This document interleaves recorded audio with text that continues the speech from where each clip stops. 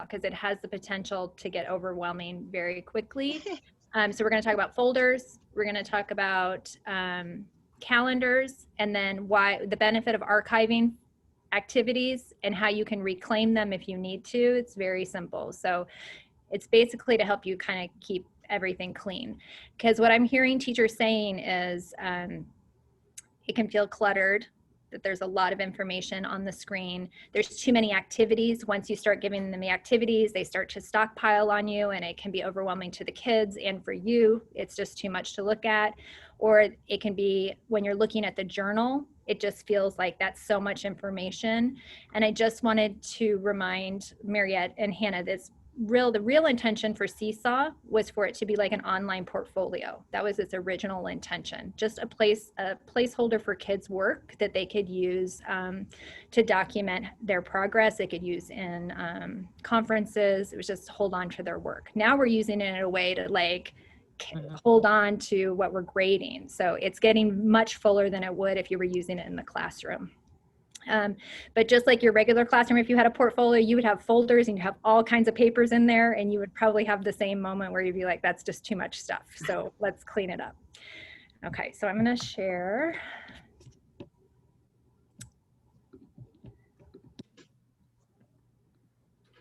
Okay, can you see my SeeSaw? Mm-hmm. Yeah, okay. All right, so this is the teacher's view. This is what you see when you go in. And the very first thing it's showing you is your journal. This is my foundations, and there's 57 items. So if I scrolled through here, I would see all 57 of them. Not a big deal right now, but by January, you can imagine it's going to be 200, and it'd be too much information for you. So folders are going to be very helpful to keep you organized. So I never create an activity without assigning a folder to it. That way you can find it easily and the kids can find it easily.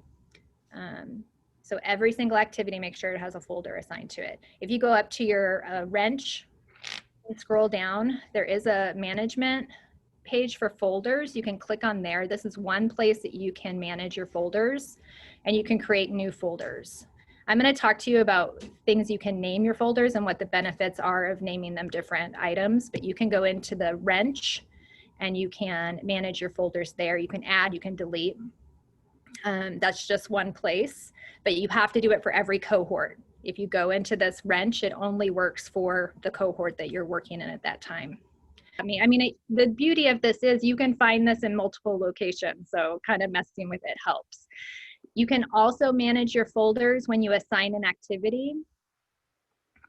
So in your library, and if I want to assign this activity, if you click on whatever cohort you want to do, on the right-hand side, it says Edit Students, Folders, and Skills. If you click on Folders and you don't see the folder you want, you can create a new one at that time. But when I'm assigning an activity, I always put it in a folder. So you're tagging it when you assign it, then the kids have no power over where it goes. And so you don't have to worry about it. They don't have to worry about it. It just automatically will go in that folder, which helps. It keeps the kids from going, where do I put it? Is it, August? Is it math chapter 1? Like, where am I putting it? So when you create the assignment, you get to choose the folder that it goes in. You can also, can I jump in? Yeah. If they're savvy and they know about the little 3 dots that allow them to edit their items, editing a folder is one of them. So it's possible that someone would move it, but you can also go back and do the same thing. Like, so that was my next point, Amy. That's great. So Rajan has his in September is one of his folders down here because that's what I assigned the activity to be. But let's say for some reason it got put in the wrong place, or I forgot to assign a folder to it and it just went into the general journal. You can click on those 3 dots and you can edit folders at any time. So if you click on edit folders, then you can choose what folder you want it to go in for him. So if you forget to assign it to when you're giving the activity, if you forget at that time, when you're cleaning up or you're approving them, you can pick the folders that you want it to go in. And how you're going to name your folders is totally up to you. So this is going to be personal. you decide how you want to do it. I'll show you my foundations one and I'll show you my reading one as well. So if you click here, class journal has this folders. This is another place that you can go into and you can manage it. You can add, if I click on manage, it'll allow me to add one here too. So this is the 4th place that you can create folders. So it's great. So in foundations, I have big lumps by months because I'm not grading their video lessons, Hannah. I'm only grading their tests, but I want to see them. So I have big buckets, like I have an August bucket, a September bucket. But my most important one is my unit tests. So I want all their tests in one place. So as I'm going through the year, I can see a scroll down of their tests and their progression. So for foundations, I'm more general. In writing, I'm more specific. I do it by activity or by unit. So for example, in writing, we have a unit called a personal narrative. And so I have 3 folders for personal narratives. So I have a brainstorm folder, I have a draft folder, and I have a final draft folder. And that way it's not all in one lump, but it's separated out so I can kind of look at it independently. And I feel like I've got a better handle on it. But there are other things. Grammar, I'm going to leave in one bucket because I don't want to have like a subjects and predicates and verbs and nouns and things like that, but I'll just have it all in one place. Okay. So Megan, I just want to ask, can I ask you, when Yes. you click on your name on the left, do you see all your folders there as well? You only see No. your classes. Okay, good. I was going to say, because yeah, that's good. So what I thought we could do real quick for like 2 minutes is just go into your wrench.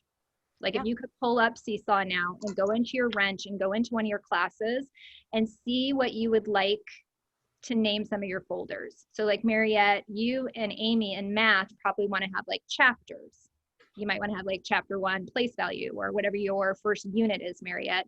Or you might want an experiments folder and a class work folder. So you kind of have to think, you kind of have to think what you want, how you want to organize it, but go ahead and go into that's good. Your wrench. Why are you using numbers, Megan? Okay. It organizes it. Because it's alphabetized. Yeah. Okay. And there are some things that I want near the top. So let's say when I started, I don't want August. Well, August, right? I didn't want August to be first and then December. And then, so I put numbers in there so it would stay alphabetized for me, or it would stay in chronological order for me. As far as my writing folder, I do it by unit. So what did I teach first? I taught super sentences. What am I going to teach next? I did the best part of me. What am I teaching third? And then I don't have to scroll through. It's all organized for me by my units, what I'm teaching. Amy, you'll have it easy, right? For math, you can just do chapter 1, chapter 2, and it'll keep it set for you.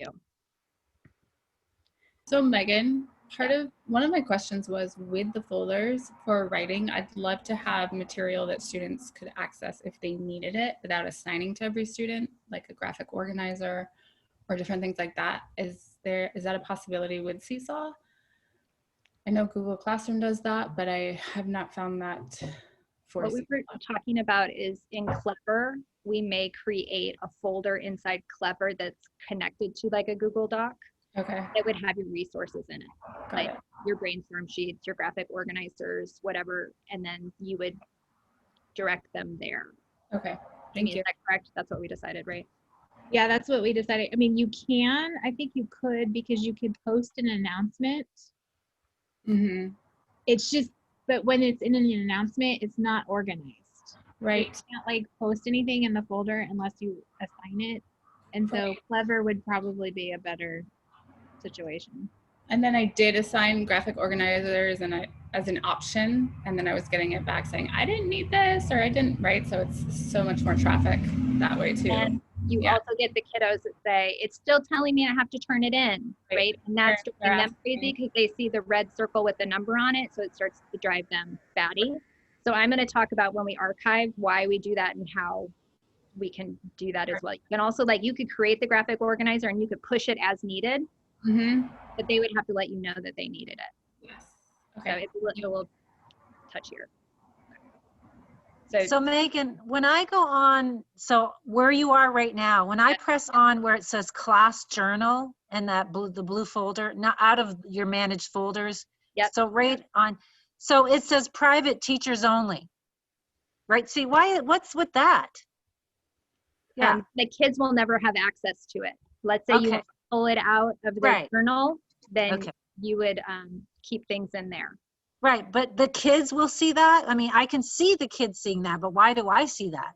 The kids will not see the private. Oh, okay, that's just so I know. That's their message. Okay, got it, thank you. If the kids go in to edit the folder, like they Right. use that 3 dots, Yep, and it says edit folder, like they'll see the drop down of all the folders available, but they won't Wow. see private. That's teacher. silly.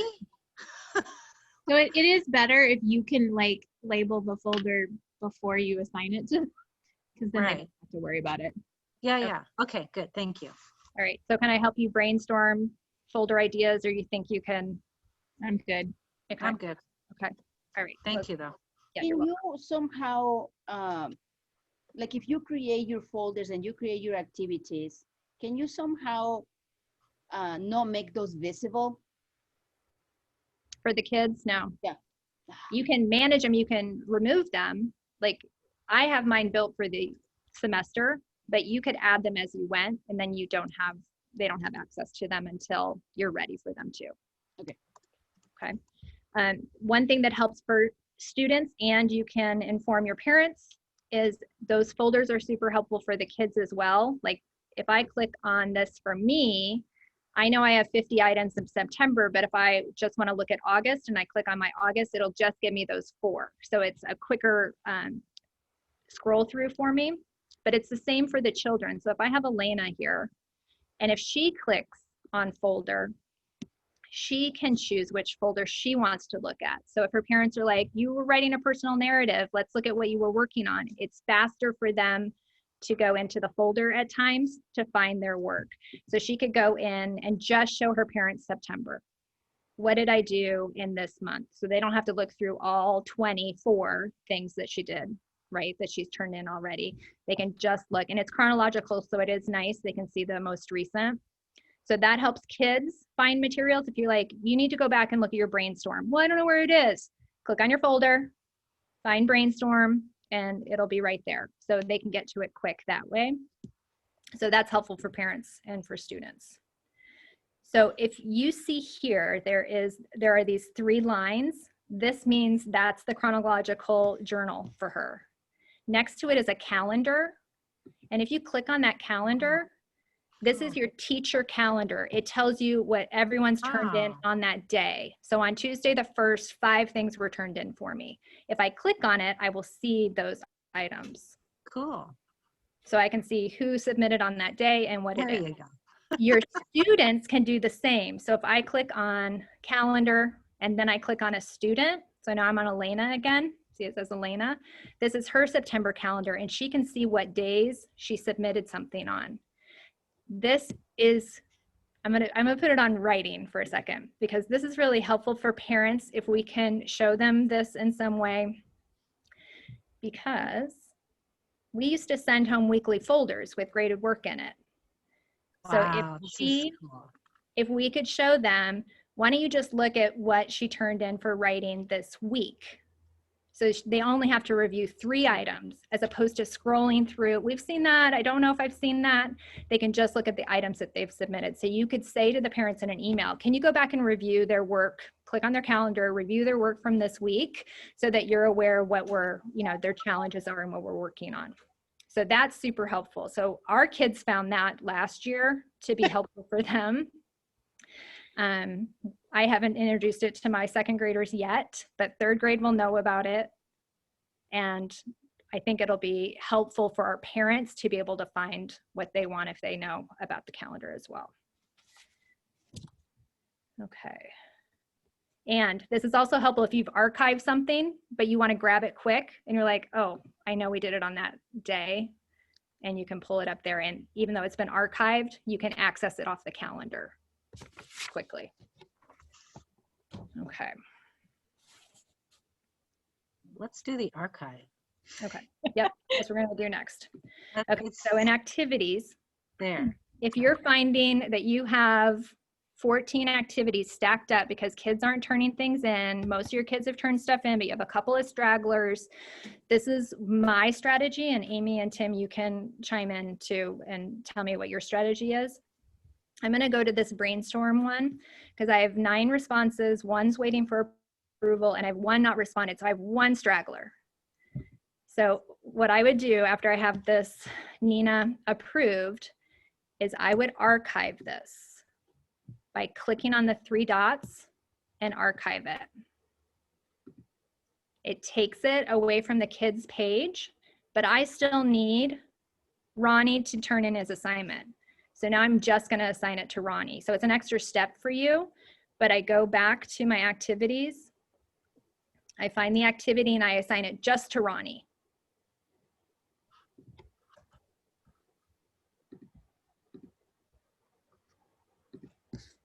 And when I do that, it goes to the top of Ronnie's list on his pile of activities, but the other kids are done. They don't have to look at it anymore. It's been cleared off of their docket. So what I try and do is I try by the end of the week to have the majority of the activities taken off, and just the kids that have to like catch up on work will have it in there. A benefit of that is when you are, whoops, sorry. Let's say I had archived this and he was missing work. I would know he's late. I know that he turns it in later, but when I pull up this activity and I see someone missing, I'll know he's habitually late. I don't have to, it's another like trick for me to know that he's always turning things in late. I want that activity back though, because I want to check Nina's. So down here, it says archived. I can click on that. And I want it back because I haven't checked Nina's yet. So you can click on the 3 dots and you can unarchive it. So you can save yourself. And then it'll go back and it's there again. So you can't mess up. So you can have it there. So what I try and do is I assign something in our class. They have to submit it when class is over. So they have to take their photo or they don't have extra work time. So if the next day they haven't submitted it, I'll just say in a class meeting, hey, you know what, I haven't seen your writing, you need to turn it in. And I kind of give them 1 more day of grace time. And then if they don't turn it in, I archive it and I send it to them again. And then if it's a 3rd day or I'm getting towards the end of the week, I'll shoot an email to the parents and say, hey, listen, so-and-so is having a hard time getting their assignments in. Can you sit down with them and go over the activities that they're missing? And then they kind of get caught up. But I haven't had to send very many emails because just the verbal reminder is enough for the kids to know they need to go in and check. And that helps this stay cleaned up. So right now, the only thing the majority of my class sees is this assignment. So I see it and it lets me know who I need to check in on, who I need to be keeping my eyes on, who's late. But at least in the kids and the parents' view, this is all they're seeing right now is their brainstorm from this week. So it's a lot less visually for the kids to feel like, I did it. Did I do it? I don't know if I did it. So I try and keep it cleaned up. Does that make sense? Yep. That's great. Okay, so those are my only tips other than, you can schedule your activities so they get pushed. That's a good one. That's a game saver or game changer too. If you know when you want it to go, then it's not sitting there for the whole week. It gets pushed as they need it. You can't schedule announcements though. That's the drag. No. Okay, we're good. I'm good though. So I suggest you do some archiving and get it cleaned up.